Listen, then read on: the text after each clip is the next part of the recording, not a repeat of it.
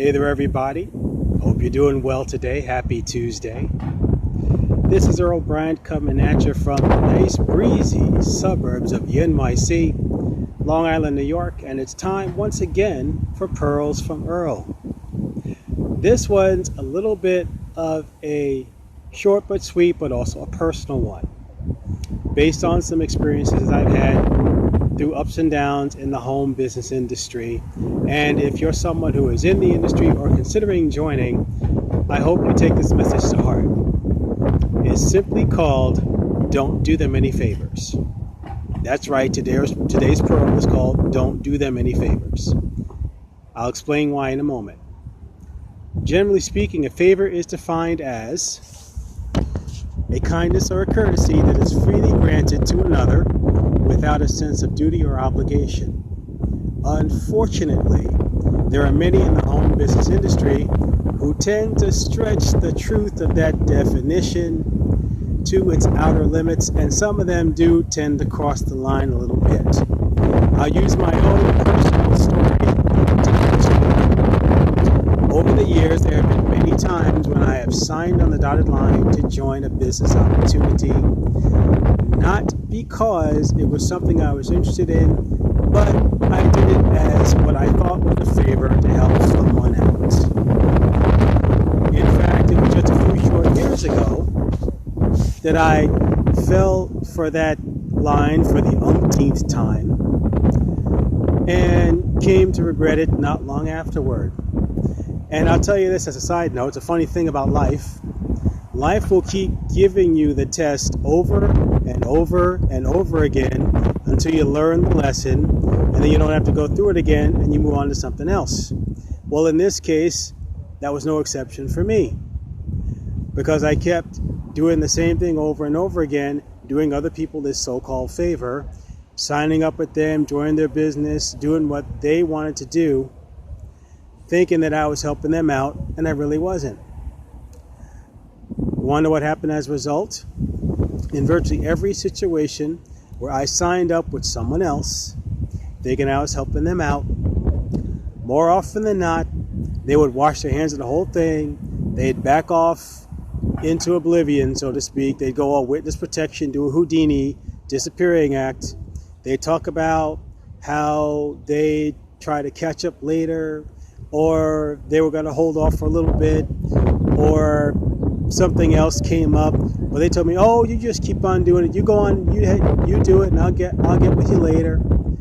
And they would just very quickly and sometimes slowly disappear from view, almost like a fog, only to resurface again when, in the midst of all this running around and hurrying and scurrying and working that I was doing, that there might have been a possibility for me to get compensated for my hard, diligent work. Then all of a sudden they wanted to resurface with their hand out, looking for a handout, because they figured they were entitled to whatever I gained, because after all, I was the one that got them in on. They were the one that got me in on the deal, so they figured they deserved some cut of the action. Well, here's the deal, Lucille. If you ain't doing nothing, you ain't getting nothing. Point blank is this, and there's an old saying which I found to be true, and I heard this back when I was a kid.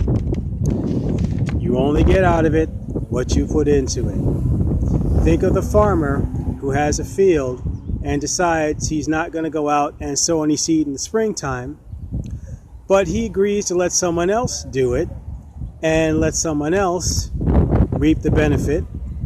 So that person goes out and does the work in the springtime, in the summer, and in the harvest, in the fall, the farmer, the do-nothing farmer, comes out and says to the one who did all the work, where's mine?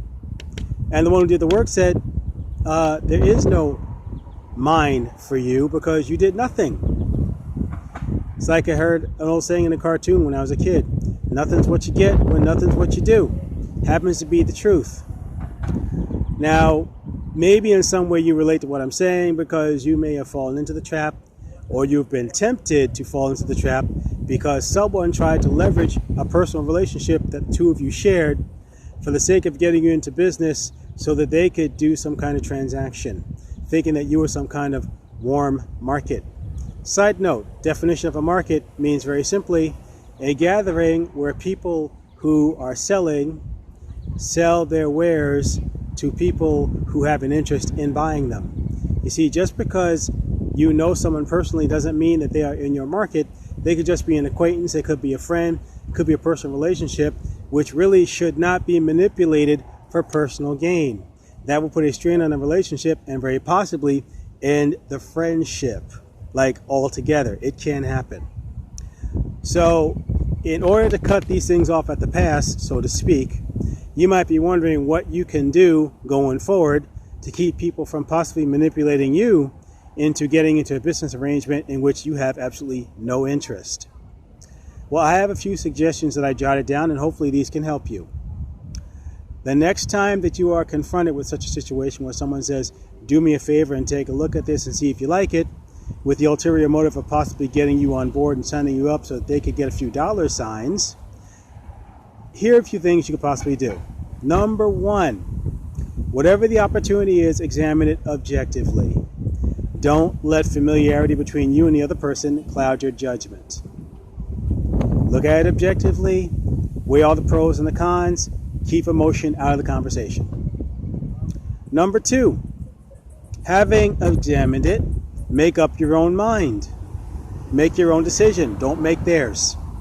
Don't let a personal relationship be a deciding factor as to what you do, be it yay or nay. Which kind of bleeds over into number three, and this one might seem a little weird, but I want you to hear me out because it does make sense. Tune into WII-FM. W-I-I-F-M. It's an acronym that means what's in it for me. Now the reason I say tune in is along these lines. Don't ask the other person WII-FM. Answer this question for yourself. What's in it for me? Because if you ask the other person if there's something in it for you, I guarantee you they will tell you 110 times out of 100 that there is something in it for you, and they'll try to persuade you, convince you, and manipulate you into signing on the dotted line to get with them. And again, there will be some kind of ulterior motive in the process. So I'm telling you, answer that question for yourself. Find out what's in it for you. Consider you. Don't consider them, because at the end of the day, this is not about them. This is about you. It's about what works for you, not them. And as I said before, and this sums it all up, put personal feelings aside regarding this transaction, because that's what this is. It's a transaction, a business transaction. And while it might sound cold and a little bit cruel, it's nothing personal, it's business. Treat it as such. So put personal feelings aside, keep them aside, examine this as a business opportunity, and make the decision that is best for you, not them. So what I'm saying to you is this: the next time someone asks you to do them a favor, make sure that you're doing yourself a favor first. Make sure that you look at this with an objective mindset.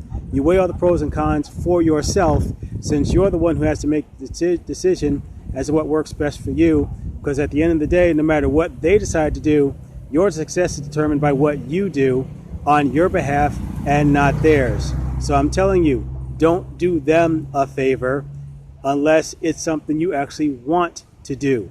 Do yourself a favor. Make up your own mind. Make up your own choice. Don't do it for them. Do it for you. Because I guarantee you, if you do them a favor, at the end of the day, you're not going to do them a service or yourself. It's going to hurt both of you in the long run. It may even cost you a relationship. So do what works for you, and maybe it'll work out for them too in the long run. And that is today's Pearl from Earl. I hope you got some value from that. It was short but sweet. And if you did, please like, share, subscribe, pass this on to someone else that you believe can get some benefit from what you've just heard.